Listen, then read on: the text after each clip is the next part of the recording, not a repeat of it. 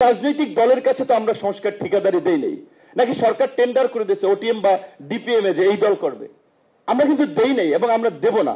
যেজন্য আমরা বলছি আজকে যে আপনারা বলছেন এইখানে আমরা যদি ইফেক্টিভ আলোচনা করতে যাই, যেমন হ্যাঁ বিশেষ করে কোন দল কিংবা যদি একটা বিশাল অনেকগুলো দলকে ডেকেছেন, কিন্তু ওই জর্জ অরওয়েলের অ্যানিমাল ফার্মের লাইনটার মতো বিখ্যাত লাইনের মতো all animals are equal but some are more equals than other. তো এখানে ডিসকাশনটা এরকম বেসিস হচ্ছে যে মঞ্জু ভাইটা একটু ওপেনই করে দিলেন যে তিনটা দলের সাইড লাইনে। মঞ্জু ভাইকে আমি বলবো কেন তিনটা দলকে সাইড লাইনে?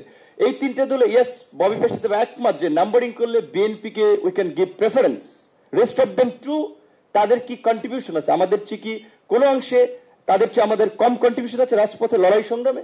তাহলে কেন আপনি আগেই তিনটাকে সুপিরিয়র করে দিচ্ছেন কিংবা ক্লাসিফাই করে দিচ্ছেন? এইখানে আমাদের কিন্তু মানসিকতার পরিবর্তন দরকার। দ্বিতীয় কথা হচ্ছে এই অভ্যুত্থানটা তো কোনো রাজনৈতিক দলের নেতৃত্ব হয় নাই, রাজনৈতিক দলের সংগ্রাম ব্যর্থ হয়েছে, ছাত্র জনতা নাগরিকদের সম্মিলিত প্রচেষ্টায় অভ্যুত্থান হয়েছে। কাজী আজকের যে আমরা যে সংস্কারের কথা বলছি, এই ছাত্র জনতা নাগরিক আমরা যেটা চাবো সেটাই হবে। কোন রাজনৈতিক দলের কাছে তো আমরা সংস্কার ঠিকাদারি দেই নেই, নাকি সরকার টেন্ডার করে দিয়েছে ওটিএম বা ডিপিএম এ যে এই দল করবে? আমরা কিন্তু দেই নাই এবং আমরা দেব না। যেজন্য আমরা বলছি আজকে যে আপনারা বলছেন এইখানে আমরা যদি ইফেক্টিভ আলোচনা করতে যাই, যেমন হ্যাঁ বিশেষ করে কোন দল কিংবা যদি একটা বিশাল জনগোষ্ঠীর প্রতিনিধিত্বকারী কোনো সংগঠন হয়, তাদের ভ্যালিড কোশ্চেন থাকলে সেটাকে অ্যাড্রেস করা যায়।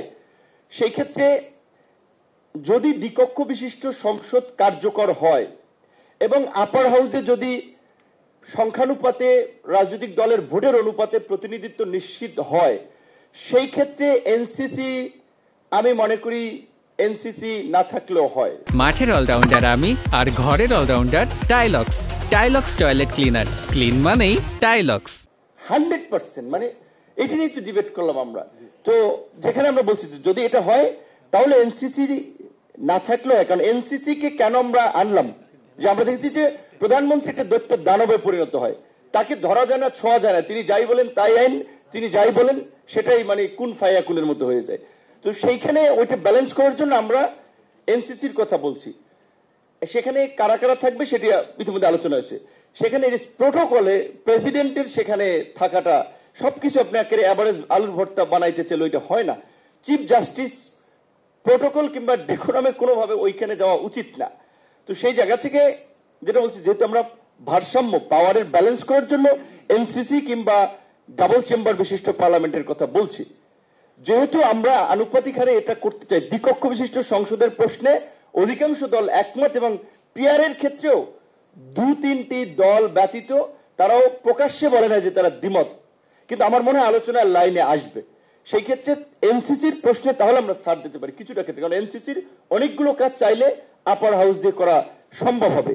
এখন এইখানে আরেকটা বিষয়, আপনারা এখানে গণমাধ্যম আছেন, সুশীল সমাজ, রাজনৈতিক দলের নেতা আছেন, যেইভাবে টেলিভিশনে কিংবা বিভিন্ন জায়গায় এখনই পোট্রে করা হচ্ছে, মঞ্জু ভাই বলছেন যে মনে হচ্ছে যে কেউ কি গভর্নমেন্ট ফর্ম করেছেন, কাজে তার ক্যাবিনেটের ডিসিশন ওইটা ধরে আমরা ডিসকাশন করতেছি। 91-এর ইতিহাসটা আপনাদের নিশ্চয়ই মনে আছে, Awami League is coming to power, এটা সর্বোচ্চ আলোচনায় ছিল। তো পরে কি হয়েছে, আওয়ামী লীগ কিন্তু গোল্লা মেরেছে। ঠিক আপনার ভোটের রেশিওটা ছিল 30-31%, 2001 সালে ছিল 40 এবং 41%। আপনারা যারা ভাবছেন কোন দল গভর্নমেন্ট ফর্ম করছে, আমি বলবো তারা বোকার স্বর্গে বাস করছেন। ওর বর্তমান জেনারেশন কিংবা ভোটারদের সম্পর্কে আপনাদের সঠিক ধারণা নাই। ভোট হলে দেখবেন কোথায় কি রেভলিউশন হয়।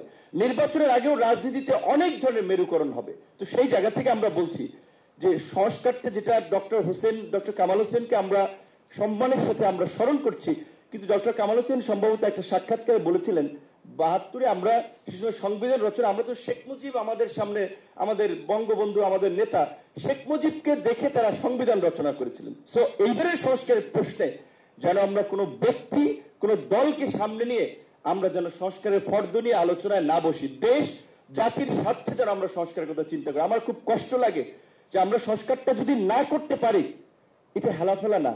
মাত্র 53 বছরে মাত্র একটা বার গণ অভ্যুত্থান হয়েছে। গণ অভ্যুত্থান আমরা যুগে যুগে 5 বছর পর পর ঘটাতে পারবো না। সুতরাং সেই গণ অভ্যুত্থানের ফলাফল নিয়ে এখন মানুষ উষ্মা প্রকাশ করছে। দেখছেন অনেক ওপেনই বলছে যে এইটা জানলে তো আগে আমি রাস্তায় নামতাম না, তাহলে গুলির সামনে দাঁড়াইতাম না। তো কাজেই যতটুকু হয়েছে হয়েছে, এনাফ ইজ এনাফ। এখন অন্তত আমরা কিভাবে সংস্কারটা করে নাগরিক তথা জনগণের চাহিদার আলোকে আমরা একটা নতুন বাংলাদেশের দিকে এগিয়ে যেতে পারি, সেইভাবে সবাই চিন্তা করবেন। আমার জাস্ট এটুকুই কথা। এবং আমার দলের শক্ত পজিশন, আমাদের দল 2021 সালে যখন ঘোষণা করি তখন আনুপাতিক হারে নির্বাচন আমাদের দলের ঘোষণাপত্রে ছিল। আমরা বলছি টোটাল নির্বাচনটা আনুপাতিক হারে। পরে অন্য দলের কথা চিন্তা করে আমরা আমাদের পজিশন থেকে সরে এসেছি যে অন্তত একটা কক্ষ, সেটা আপার হাউস। সেকেন্ড হচ্ছে প্রাইম মিনিস্টারের মেয়াদ নিয়ে আলোচনা হচ্ছে, যে এখানে ইস্যুটা জাস্ট একটু বলছি, 30 সেকেন্ড 1 মিনিটে। আমরা ছোট দল হতে পারি, আন্দোলনের মধ্যে দিয়ে উঠে এসেছে, কোনো এজেন্সি কিংবা গভর্নমেন্টের পৃষ্ঠপোষকতা নিয়ে দল তৈরি করে বাংলাদেশের ইতিহাসে এটা বিরল রাজনৈতিক ঘটনা, যেভাবে আমরা রাজনীতিতে এসেছি। সেখানে আমরা কিন্তু ওপেনলি আমাদের দলের 21 দফা কর্মসূচিতে আমরা বলেছি যে 2 বারের বেশি প্রধানমন্ত্রী পদে কেউ থাকতে পারবে না, যেটা আমাদের দলে আমরা বলছি 2 বার বেশি কেউ প্রেসিডেন্ট থাকতে পারবে না। এখন এনসিপি নতুন দল গঠন করছে, তারাও বলছে। সুতরাং তরুণরা কিন্তু এরকম অ্যাডভান্স চিন্তা করছে, যে চিন্তা মানুষকে আকর্ষণ করছে। সুতরাং আমাদের রাজনৈতিক দল যদি কেউ সেই পুরানো অ্যানালগ যুগের চিন্তা নিয়ে সবকিছুকে নিয়ন্ত্রণ করতে চায়, সেটা বোধহয় ব্যর্থতার পর্যবেসিত।